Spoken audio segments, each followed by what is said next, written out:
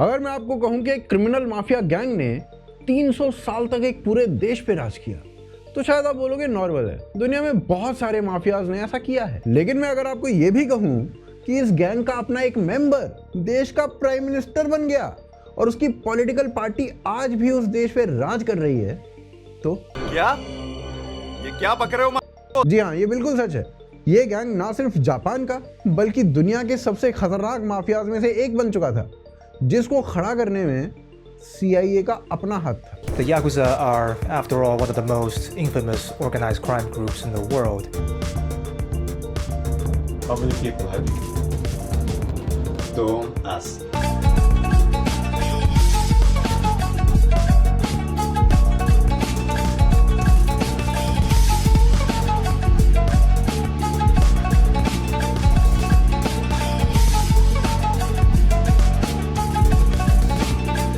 ये गैंग इतना ताकतवर हो चुका था कि जापान में इन्हें नेसेसरी इविल कहा जाने लगा था।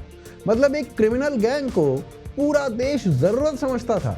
और सबसे इंटरेस्टिंग बात यह है कि सेम कहानी इंडिया में भी चल रही थी। दाऊद इब्राहिम, अतीक अहमद, मुख्तार अंसारी, शहाबुद्दीन, ये लोग भी अपने टाइम के नेसेसरी इविल से कम नहीं थे। फर्क सिर्फ इतना है कि इंडिया ने अपना माफिया एम्पायर एक जनरेशन में उखाड़ के फेंक दिया। इस माफिया को मिट्टी में मिला देंगे। लेकिन जापान 300 साल के बाद भी ये नहीं कर पाया। आज भी याकुजा वहां ऑफिशियली एग्जिस्ट करते हैं। तो अब सवाल ये उठता है कि आखिर जापान में याकुजा इतनी ताकतवर कैसे बन गई, जो इतने सालों के बाद भी वो आज भी इतनी ही ताकतवर है। और सबसे इंपॉर्टेंट बात ये कि इंडिया ने ऐसा क्या किया जो जापान 300 साल में भी नहीं कर पाया। आइए जानते हैं सब कुछ इस वीडियो में। देखिए, दुनिया के हर देश में क्रिमिनल गैंग्स होते हैं। इटली में माफिया है, रशिया में ब्राटवा है, मैक्सिको में ड्रग कार्टल्स हैं, लेकिन जापान के गैंग्स ने एक अलग लेवल सेट किया था। ये गैंग सिर्फ क्राइम नहीं करते थे, ये ओपनली एग्जिस्ट करते थे। इन्होंने अपने ऑफिसेज खोले, अपना नेटवर्क बनाया और इतने पावरफुल हो गए कि लोग इसे एक पैरेलल पावर के रूप में देखने लगे थे। इसकी शुरुआत होती है 17वीं सेंचुरी के जापान से। उस टाइम जापानीज सोसाइटी 4 हिस्सों में डिवाइडेड थी। सबसे ऊपर सैमुराई वॉरियर्स आते थे, फिर फार्मर्स, आर्टिसंस और मर्चेंट्स आते थे, और सबसे नीचे एक ऐसी कैटेगरी जिसे सोसाइटी ने रिजेक्ट कर दिया था। इन लोगों के पास ना रिस्पेक्ट थी, ना काम था, ना आइडेंटिटी थी। ये सिस्टम से बाहर थे। अब जब किसी इंसान को सोसाइटी बोल दे कि तुम बेकार हो, तो वो अपना अलग रास्ता बनाने लगते हैं। और इन लोगों ने भी वही किया। इन्होंने अपना इकोसिस्टम बनाया और वहां से 2 ग्रुप्स निकले। पहला ग्रुप था तेकिया। ये स्ट्रीट वेंडर्स थे जो मंदिरों और मेलों के बाहर स्टॉल्स लगाते थे। धीरे धीरे इन्होंने अपने एरियाज कंट्रोल में लेने शुरू किए। कौन कहां पर दुकान लगाएगा और कितना पैसा देगा, ये सब ये डिसाइड करने लगे। और दूसरा ग्रुप था बाकुटू। ये इलीगल गैम्बलिंग चलाते थे। और इन्हीं में से कुछ लोगों ने एक और ग्रुप बनाया जिसका नाम था याकुजा। याकुजा नाम भी इंटरेस्टिंग है। जापान में कार्ड गेम होता था हानाफुदा। इस गेम का सबसे बेकार कॉम्बिनेशन होता था 8, 9, 3। जापानीज में 8 को या, 9 को कू और 3 को जा बोलते हैं, और इन तीनों को जोड़कर बनता है याकुजा, जिसका मतलब होता है बेकार। सोसाइटी ने इंसल्ट के लिए नाम दिया था, लेकिन इन लोगों ने इसे अपनी आइडेंटिटी बना लिया। अब यहाँ याकुजा का जो कोड स्ट्रक्चर बनता है वो सबसे इंपॉर्टेंट है, क्योंकि यही स्ट्रक्चर आज तक सेम है। इसे कहते हैं ओयाबुन कोबुन सिस्टम। ओयाबुन का मतलब होता है फादर या लीडर, और कोबुन का मतलब होता है चाइल्ड या फिर एक लॉयल मेंबर। देखिए, कोई नॉर्मल गैंग स्ट्रक्चर नहीं था, ये एक तरीके का फैमिली सिस्टम था। कोबुन अपने ओयाबुन के लिए जान दे सकता था, उसके क्राइम के लिए खुद जेल चला जाता था, उसके लिए गोली खा सकता था। इनफैक्ट याकुजा में एक कहावत कही जाती है कि अगर बॉस कहे कि उड़ता हुआ कौवा सफेद है तो तुम्हें उस बात को मान लेना है। कोई क्वेश्चन नहीं, कोई डाउट नहीं, बस ब्लाइंड लॉयल्टी। याकुजा में आने वाले नए कोबुन यानी कि एक नए लॉयल मेंबर की लाइफ भी कम टॉर्चरस नहीं थी। उन्हें ओयाबुन के घर में झाड़ू पोछा करना पड़ता था, उनके बच्चे संभालने पड़ते थे, उनके जूते पॉलिश करने पड़ते थे, गाड़ी चमकानी पड़ती थी। मतलब पहले इंसान की ईगो को तोड़ दो और फिर उसे गैंग में शामिल करो। अगर तुम ये सब बर्दाश्त कर लेते हो तभी तुम्हें असली याकुजा माना जाता है। धीरे धीरे ये गैंग्स पावरफुल होने लगते हैं और इसके बाद 1881 में कोबे पोर्ट जापान में एक लड़का पैदा होता है जिसका नाम था हारुकिची यामागुची। यह कोई रईस फैमिली का लड़का नहीं था, यह बस एक पोर्ट वर्कर था जो एक छोटे गैंग के लिए काम करता था। दिन भर मजदूरी करता था, छोटी मोटी चोरी भी कर लेता था, लेकिन उसने एक चीज नोटिस की। जिस पोर्ट पर यह लड़का काम करता था उस पोर्ट पर काम करने वाले वर्कर्स एक्सप्लॉइट हो रहे थे और यह लड़का कुछ नहीं कर पा रहा था क्योंकि इसके पास पावर ही नहीं थी। और इसीलिए 1915 में उसने एक डिसीजन लिया। उसने लगभग 50 वर्कर्स को इकट्ठा किया और अपना गैंग स्टार्ट कर दिया जिसका नाम रखा गया यामागुची गुमी। और यहीं से शुरुआत होती है जापान के सबसे बड़े क्रिमिनल एम्पायर की। उस लड़के ने अपने गैंग के लिए स्ट्रिक्ट रूल्स बनाए। हर मेंबर की बॉडी पर टैटू होगा और सबसे डेंजरस रूल, नए मेंबर को अपनी छोटी उंगली काट कर देनी पड़ेगी अपने बॉस को। यह लॉयल्टी का अल्टीमेट टेस्ट था। आज के टाइम में कोई ऐसा बोले भी तो लोग भाग जाएंगे, लेकिन उस टाइम लोग इसके लिए रेडी हो गए थे। अब सवाल आता है कि यामागुची गुमी इतनी तेजी से ग्रो कैसे हुआ। इसका जवाब है वर्ल्ड वॉर 2। 1945 में अमेरिका ने जापान पर एटॉमिक बॉम्ब गिरा दिया। हिरोशिमा और नागासाकी तबाह हो गए, लाखों लोग मारे गए, शहर के शहर खत्म हो गए, पूरे देश की इकोनॉमी कोलैप्स हो चुकी थी, लॉ एंड ऑर्डर वीक हो चुका था। और जहां नॉर्मल लोग ऐसी स्थिति में स्ट्रगल कर रहे थे, वहीं यामागुची गुमी ने इस सिचुएशन को एक अपॉर्चुनिटी बना दिया। जापान को दोबारा से रीबिल्ड करना था और इसीलिए कंस्ट्रक्शन बूम आने वाला था। नए घर, बिल्डिंग्स, रोड बनने वाले थे और यामागुची गुमी के पास लेबर फोर्स रेडी था। इन्होंने कंस्ट्रक्शन कॉन्ट्रैक्ट्स लेना शुरू कर दिया। साथ ही साथ जब नए शहर बन रहे थे तो बार्स, नाइट क्लब्स और एंटरटेनमेंट स्पॉट्स भी खुल रहे थे। यामागुची गुमी ने इन सबसे प्रोटेक्शन मनी लेना भी स्टार्ट कर दिया। सिंपल सा फॉर्मूला था, हम तुम लोगों को सेफ रखेंगे और तुम हमें हफ्ता दो। इस काम से पैसा आने लगा, मेंबर्स बढ़ने लगे, पावर कंसोलिडेट होने लगी। लेकिन फिर भी सच बताऊं तो 1940s के लेटर पार्ट तक भी यामागुची गुमी अभी भी एक नॉर्मल क्राइम गैंग ही था। हाँ, जापान में काफी पावरफुल था, लेकिन दुनिया के बाकी क्रिमिनल गैंग से ज्यादा कुछ नहीं। भारत में भी इसी टाइम तक अंडरवर्ल्ड शुरू हो चुका था। इटली में माफिया अपने पीक पर था। अमेरिका में अल कैपोने जैसे गैंगस्टर्स राज कर रहे थे। यामागुची गुमी अभी ग्लोबल लेवल पर कुछ नहीं था। लेकिन फिर ऐसा कुछ हुआ जो याकुजा की पूरी हिस्ट्री को बदल कर रख देता है। एक फॉरेन एजेंसी ने यामागुची गुमी पर नजर डाली और डिसाइड किया कि इस छोटे से जापानीज गैंग को ग्लोबल लेवल का मॉन्स्टर बनाना है। और ये एजेंसी कोई और नहीं थी, CIA थी। जी हाँ, अमेरिका की CIA। और जो डील उन्होंने याकुजा के साथ की वो इतनी शॉकिंग है कि आप सुनकर यकीन नहीं करोगे। अब कहानी में एंट्री होती है अमेरिका की। 1945 में वर्ल्ड वॉर 2 खत्म होती है। जापान ने सरेंडर कर दिया था, लेकिन इसके साथ ही दुनिया में एक नया नाम शुरू हो चुका था, कोल्ड वॉर। एक तरफ अमेरिका थी और दूसरी तरफ USSR। दोनों की दोनों सुपर पावर्स एक दूसरे को नीचा दिखाना चाहती थी और दोनों की नज़र थी जापान के ऊपर। USSR ने एक चालाकी करी। उन्होंने जापानीज कम्युनिस्ट पार्टी यानी JCP को मैसिव फंडिंग देनी शुरू कर दी। USSR का प्लान बहुत ही सिंपल था। उनका प्लान था कि कम्युनिज्म जापान में फैल जाए और अमेरिका का कंट्रोल यहाँ से सीधा सीधे खत्म हो जाए। और ये प्लान काम भी करने लगा था। JCP के सिर्फ 100 मेंबर्स थे, लेकिन सिर्फ 2 साल के अंदर अंदर 1 लाख से ज्यादा मेंबर हो गए, मतलब 1000% का ग्रोथ। 1949 के इलेक्शंस में JCP जीत भी जाती है। अमेरिका के भाई साहब हाथ पैर फूल जाते हैं। अमेरिका के जनरल डगलस मैकार्थर, जो उस वक्त जापान के इंचार्ज थे, उन्होंने तुरंत JCP को बैन कर दिया। 11,000 गवर्नमेंट एम्प्लॉइज को जॉब से निकाल दिया गया, सिर्फ इसलिए क्योंकि वो कम्युनिस्ट पार्टी से लिंक्ड थे। लेकिन इतना सब करने के बाद भी कम्युनिज्म जापान में रुक नहीं रहा था और अब अमेरिका को कुछ और करना जरूरी था। और यहाँ से एंट्री मारती है CIA। CIA को पता था कि अगर वो डायरेक्टली पॉलिटिक्स में इन्वॉल्व हो गई तो जापान में बैकलैश होगा। इसीलिए उन्होंने एक स्मार्ट लेकिन बहुत ही घटिया प्लान बनाया। उन्होंने सोचा कि जापान में एक ऐसा गैंग है जिसका नेटवर्क पूरा फैला हुआ है, जिसका खौफ हर एक इंसान के दिल में है और जिनके कनेक्शंस टॉप पॉलिटिशियन से लेकर टॉप बिजनेस टाइकून्स तक सब जगह है। क्यों ना इन्हें ही अपना वेपन बना लिया जाए। और वो गैंग था यामागुची गुमी। लेट 1950s में CIA ने याकुजा मेंबर्स को अपने पेरोल पे हायर करना शुरू कर दिया। उन्हें एक ही काम दिया गया, कम्युनिस्ट पार्टी के लोगों पे अटैक करना। और यहाँ से शुरू होता है एक ब्लडी चैप्टर जो आज तक CIA के अपने डॉक्यूमेंट्स में रिटन है। इनका ना सबसे इनफेमस केस था मत्सुकावा ट्रेन डीरेलमेंट। CIA ने याकुजा को ऑर्डर दिया कि एक पूरी पैसेंजर ट्रेन उसे डीरेल कर दो। याकुजा ने वैसा का वैसा कर दिया। 3 लोग इसमें मारे गए, कई लोग जख्मी हुए और इसका ब्लेम डाल दिया गया कम्युनिस्ट पार्टी के ऊपर।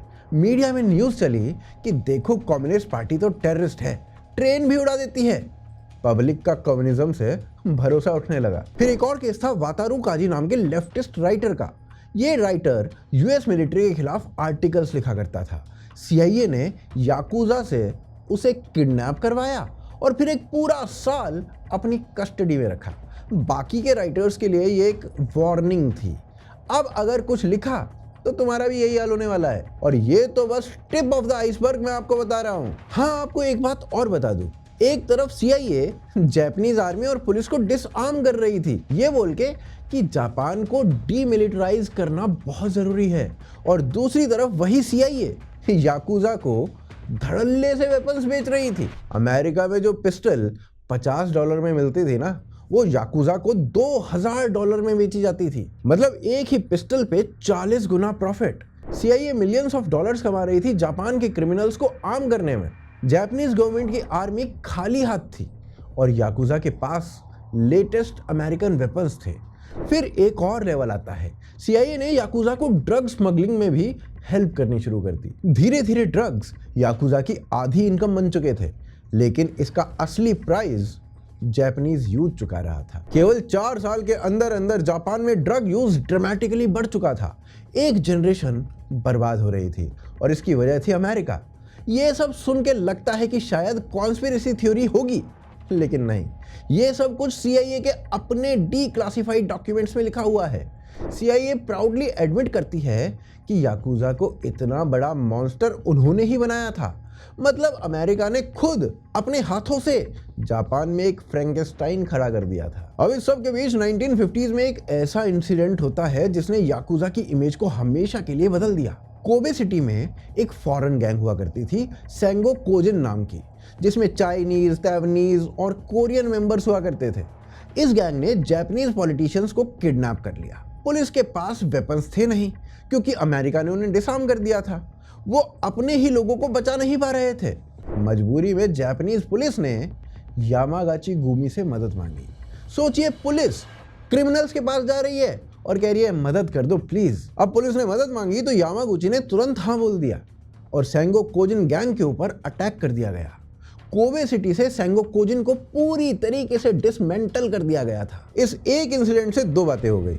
एक तो पुलिस हमेशा के लिए याकूजा की एहसानमंद हो गई, और दूसरी बात ये क्योंकि याकूजा ने एक नॉन जापानीज फॉरेन गैंग को खत्म किया था। पब्लिक की नज़र में वो नेशनलिस्ट हीरो बन गए। लोग उन्हें देशभक्त मान रहे थे। मतलब एक क्रिमिनल गैंग अब देश का रक्षक बन गया था। इनफैक्ट 1958 से 1963 तक सिर्फ 5 साल में याकूजा मेंबर्स 150%, 150% से बढ़ चुके थे, 2 लाख हो चुके थे। मतलब जापानीज आर्मी से ज्यादा गैंगस्टर्स जापान में रह रहे थे। जापान के अंदर 5200 अलग अलग याकूजा गैंग्स ऑपरेट हो रही थी, जिनमें अकेले यामागुची गुमी उसके अंडर 500 सब गैंग्स थी। और इसके एम्प्लॉयज पता है कितने थे? 9440, 9440। इसके बाद याकूजा ने एंटरटेनमेंट इंडस्ट्री पे कंट्रोल करना शुरू किया। 3rd जनरेशन लीडर ताओका काजुओ, उन्होंने 1946 में टैलेंट मैनेजमेंट एजेंसी खोल दी। फेमस सिंगर्स, रेसलर्स, एक्टर्स सब इनके साथ काम करने को तैयार हो चुके थे। ये लोग अब मूवीज प्रोड्यूस करते थे, म्यूजिक एल्बम्स बनाते थे। इनका असली गेम ये था कि गैंग की जो ब्लैक मनी है वो मूवीज और म्यूजिक में लगा दो, और जब फिल्म हिट हो जाए तो वो पैसा वाइट हो जाएगा। एक परफेक्ट मनी लॉन्ड्रिंग मशीन। तो अब याकूजा के पास सब कुछ था। पैसा था, वेपन्स थे, पब्लिक सपोर्ट भी था, पुलिस सपोर्ट भी था और मीडिया कंट्रोल भी था। और तो और सीआईए की साइलेंट बैकिंग भी थी। और यहीं से जापान माफिया गैंग के चंगुल में पूरी तरीके से फंस जाता है। देखिए, जो कहानी अभी तक आपने सुनी, बिल्कुल यही कहानी भारत में भी चल रही थी। 1970s, 80s और 90 में भारत का हाल जापान से कम नहीं था। 1970s में हाजी मस्तान, करीम लाला और वरदराजन जैसे ये 3 गैंगस्टर मुंबई को अपने हाथों में ले चुके थे। गोल्ड स्मगलिंग, मटका, हफ्ता वसूली सब इनके कंट्रोल में था। पुलिस इनसे डरती थी, पॉलिटिशियंस इनको सलाम करते थे। लेकिन इसके बाद 1980s में उठकर आया एक ऐसा नाम जिसने इंडियन अंडरवर्ल्ड की डेफिनेशन ही बदल दी, दाऊद इब्राहिम। दाऊद इब्राहिम एक पुलिस कांस्टेबल का बेटा था, लेकिन थोड़े ही सालों में उसने डी कंपनी खड़ी कर दी थी और इस डी कंपनी के साथ वो भारत का सबसे बड़ा दुश्मन बन गया था। 1993 में उसने जो किया वो जापान में कभी नहीं हुआ। इस साल मुंबई में 12 बॉम्ब ब्लास्ट करवाए गए, 257 लोग मारे गए, इनमें 700 से ज्यादा जख्मी हो गए थे। ये भारत का 9/11 था और इसके बाद दाऊद दुबई भाग गया और उसके बाद पाकिस्तान, और आज तक वहीं पर छुपकर बैठा है। और आपको डी कंपनी और याकुजा के बीच एक इंटरेस्टिंग सिमिलैरिटी बताऊं, जैसे याकुजा ने जापानीज फिल्म इंडस्ट्री को अपनी मनी लॉन्ड्रिंग मशीन बनाया, बिल्कुल वैसे ही डी कंपनी ने बॉलीवुड को यूज किया। अपने काले पैसे को फिल्म इंडस्ट्री में लगाओ और फिल्म हिट हो जाए तो पैसा ऑटोमेटिकली व्हाइट। प्रीति जिंटा ने खुद कोर्ट में विटनेस स्टैंड पर कहा था कि चोरी चोरी चुपके चुपके डी कंपनी ने प्रोड्यूस की थी और उसे मजबूरी में काम करना पड़ा था। गुलशन कुमार का मर्डर अबू सलेम ने दाऊद के ऑर्डर पर करवाया था। अनिल कपूर, सलमान खान, ऋषि कपूर की दाऊद से दुबई में मुलाकात हुई थी। बॉलीवुड लिटरली अंडरवर्ल्ड के पैसे से उस समय चल रहा था, लेकिन मुंबई तो बस माफिया राज का एक हिस्सा था। असली माफिया राज देखना है तो यूपी बिहार चलिए, यहाँ क्रिमिनल्स और माफिया डायरेक्टली पॉलिटिशियंस बन गए थे। अतीक अहमद 5 बार एमएलए और 1 बार एमपी रहा। उस पे 100 से ज्यादा क्रिमिनल केसेस थे, मर्डर, किडनैपिंग, एक्सटॉर्शन, सब कुछ उसके ऊपर था। मुख्तार अंसारी भी 5 बार एमएलए रहा। बंदा जेल में बंद था, लेकिन वहां से ही पूरा पूर्वांचल चलाया करता था। शहाबुद्दीन, मुन्ना बजरंगी, ये सब ऐसे नाम है जो गैंगस्टर्स भी थे और पब्लिक रिप्रेजेंटेटिव्स भी थे। यानी कि जो जापान में याकुजा कर रहे थे वो भारत में भी हो रहा था। पॉलिटिशियंस खुद क्रिमिनल्स थे और क्रिमिनल्स खुद पॉलिटिशियंस थे। पब्लिक इन लोगों से डरती थी, मीडिया चुप रहती थी और सिस्टम पैरालाइज था। और इसीलिए एक टाइम पर ऐसा लग रहा था कि भारत भी जापान की तरह इस नेसेसरी ईविल को एक्सेप्ट करने वाला है, ये सोचते हुए कि भाई यही हमारा फ्यूचर है। लेकिन यहीं पर भारत ने एक ऐसा डिसीजन लिया जो जापान कभी नहीं ले पाया। भारत ने अपने माफिया राज को डिस्ट्रॉय करने के लिए एक ऐसी स्ट्रैटेजी अपनाई जो दुनिया में पहले शायद कभी नहीं अपनाई गई थी। एनकाउंटर, स्ट्रिक्ट लॉज और एक क्लियर मैसेज के इस देश में अब क्रिमिनल राज नहीं चलेगा। भारत ने अपना पूरा माफिया एम्पायर खत्म कर दिया। मुंबई में एनकाउंटर स्पेशलिस्ट जैसे कि दया नायक और प्रदीप शर्मा, इन्होंने 600 से ज्यादा गैंगस्टर्स को डायरेक्ट एनकाउंटर में मार दिया। 1999 में महाराष्ट्र में मकोका लॉ पास किया गया, जिसमें पुलिस को ऑर्गेनाइज्ड क्राइम के अगेंस्ट स्पेशल पावर्स दिए गए। छोटा राजन को इंडोनेशिया से पकड़कर लाया गया। अबू सलेम को पुर्तगाल से एक्स्ट्राडिएट करवाया गया। अरुण गावली जैसे गैंगस्टर को 21 साल की सजा मिली। दाऊद के सारे शूटर्स एक एक करके पकड़े गए या फिर मार दिए गए। और इसके बाद यूपी में योगी आदित्यनाथ की गवर्नमेंट आते ही बुलडोजर राज चालू हो गया। अतीक अहमद लाइव टीवी पर मीडिया के सामने ठोक दिया गया। मुख्तार अंसारी जेल में ही मर गया। विकास दुबे को कानपुर एनकाउंटर्स में ठोक दिया गया। शहाबुद्दीन कोरोना से जेल में मारा गया। मुन्ना बजरंगी को जेल के अंदर ठोक दिया गया। और आज सीन यह है कि मुंबई का अंडरवर्ल्ड कब का फिनिश हो चुका है, छोटे मोटे चिंदी चोरों को छोड़कर। और यूपी में माफिया राज का नाम लेने वाला भी शायद कोई नहीं बचा है, क्योंकि माफिया वाले खुद तख्ती पकड़ पकड़ कर पुलिस को कह रहे हैं कि हमें अरेस्ट कर लो। बिहार में भी शहाबुद्दीन जैसा मॉडल अब रिपीट नहीं हो सकता। और इस तरीके से भारत ने लिटरली अपना 50 साल पुराना माफिया एम्पायर सिस्टम मिटा दिया। लेकिन जापान में ये कभी नहीं हो पाया। वहां आज भी याकुजा ऑफिशियली एग्जिस्ट करता है, पर आखिर क्यों? कैसे भारत ने इतना बड़ा माफिया सिस्टम डिस्ट्रॉय कर दिया लेकिन जापान फेल हो गया? इसका जवाब बहुत इंटरेस्टिंग है और हर भारतीय को जरूर समझना चाहिए। अब देखो, ये जो कुछ भी जापान में हुआ उसके ना 3 बड़े रीजंस थे। पहला रीजन है कल्चरल एक्सेप्टेंस। जापान ने याकुजा को कभी पूरी तरीके से क्रिमिनल माना ही नहीं, उन्हें नेसेसरी ईविल माना गया। पुलिस पब्लिकली इनकी तारीफ करती थी, उन्हें जापानीज ट्रेडिशन का हिस्सा बताया जाता था, मूवीज में उन्हें नेशनल हीरो की तरह दिखाया जाता था। 1995 के कोबे अर्थक्वेक में जब याकुजा ने रिलीफ भेजा तो पब्लिक ने उन्हें मसीहा बना दिया। मतलब याकुजा जापान की कल्चरल आइडेंटिटी का हिस्सा बन चुका था। इंडिया में ये कभी नहीं हुआ। हाँ, बॉलीवुड ने कुछ मूवीज में गैंगस्टर्स को ग्लोरीफाई किया, लेकिन सोसाइटी ने कभी दाऊद या अतीक अहमद को हीरो नहीं माना, एक पर्टिकुलर रिलीजन के एक सर्टेन परसेंटेज को छोड़कर। मेजॉरिटी ऑफ इंडियन घरों में दाऊद नाम के बच्चे नहीं मिलते। 1993 के ब्लास्ट के बाद दाऊद हमेशा के लिए मेजॉरिटी पब्लिक का दुश्मन बन गया था। जब कल्चरल प्राइड नहीं मिलती तो माफिया अपने रूट्स नहीं जमा पाता। जापान में याकुजा की जड़ें बहुत डीप थी। इंडिया में डी कंपनी और यूपी माफिया सिर्फ ऊपर ऊपर सतह पर थी। इसका दूसरा रीजन और बड़ा है, पॉलिटिकल सेपरेशन। जापान में गैंगस्टर डायरेक्टली प्राइम मिनिस्टर बन गया। नोबुसुके किशी, जो यामागुची गुमी का मेंबर था, वो जापान का प्राइम मिनिस्टर बना हुआ था और उसकी पार्टी एलडीपी आज भी जापान में राज करती है। मतलब माफिया जापान के सिस्टम के अंदर इतने डीप घुस चुके थे कि मतलब उन्हें निकालना, पूरे सिस्टम को हिलाना था। इंडिया में माफिया कभी भी इतने ऊपर तक नहीं पहुंच पाए। हाँ, अतीक अहमद एमपी बना, शहाबुद्दीन एमपी बना, मुख्तार अंसारी एमएलए बना, लेकिन अब इन गैंगस्टर्स का भी ना राज धीरे धीरे खत्म हो चुका है। तीसरा और सबसे इंपॉर्टेंट रीजन है एक्शन का मेथड। जापान ने अपने लीगल सिस्टम की लिमिट के अंदर रह के एक्शन लिया। 1992 में एंटी गैंग लॉ पास किया गया। 2011 में याकुजा एक्सक्लूजन ऑर्डिनेंस लाए गए। इन लॉज ने ना याकुजा मेंबर्स के लिए बैंक अकाउंट खोलना, घर रेंट पे लेना, सिम कार्ड लेना, सब कुछ इलीगल कर दिया था। मतलब उन्हें धीरे धीरे सोशली किल करने की कोशिश की जा रही थी। पर स्टिल ग्राउंड रियलिटी में याकुजा आज भी बहुत मजबूत है। वहीं इंडिया ने एक अलग रास्ता चुना, डायरेक्ट एनकाउंटर राज। पुलिस को खुले हाथ दिए गए, लीगल फ्रेमवर्क के साथ साथ ग्राउंड लेवल पे एक्शन भी लिया गया। विकास दुबे जैसे गैंगस्टर्स को कानपुर एनकाउंटर में एक ही रात में खत्म कर दिया गया। अतीक अहमद को लाइव टीवी पे शूट कर दिया गया। बुलडोजर राज ने माफिया की इलीगल प्रॉपर्टीज एक हफ्ते में जमीन पर ला दी। इंडिया ने माफिया को जवाब दिया माफिया की भाषा में। और ये ना वो मोमेंट था जब इंडिया ने वो किया जो जापान आज तक नहीं कर पाया। इंडिया ने मैसेज दिया कि इस देश में क्रिमिनल रूल अब नहीं चलेगा।